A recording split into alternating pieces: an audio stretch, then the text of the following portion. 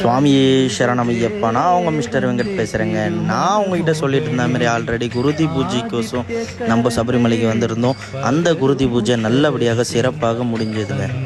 இந்த குருதி பூஜை எங்கே நடக்குதுன்னு பார்த்தீங்கன்னா, மணிமண்டபத்துக்கு முன்புறமும் மஞ்சமாதா தேவிக்கு பின்புறமும் நடுவில் தாங்க இந்த குருதி பூஜை நடக்குது. இந்த குருதி பூஜை என்ன அப்படின்னு தமிழில் பார்த்தீங்கன்னா இரத்த பலி அப்படின்னு சொல்லுவாங்க.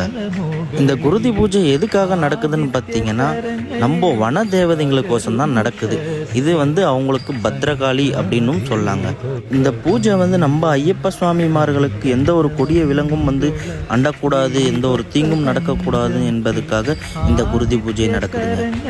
பலி என்றாலே ஆடு, சேவல், சில மனிதர்களெல்லாம் கொடுப்பார்கள். ஆனால் சபரிமலையில் மட்டும் சுண்ணாம்பு, மஞ்சள், குங்குமம், பல பொருட்களை கலர்ந்து இந்த இரத்த பலியை கொடுக்கிறார்கள். இந்த பூஜை மகரஜோதி முடிஞ்சு கடைசி நாள் அன்று இந்த குருதி பூஜை நடக்கும். நம்ம ஐயப்பனையும் நல்லபடியாக பார்த்துக்கிறது அந்த வன தேவதைகள் தான். அவங்களுக்கோசம் நம்மளும் ஒரு நன்றி செலுத்துவோம். சுவாமியே சரணமையப்பா.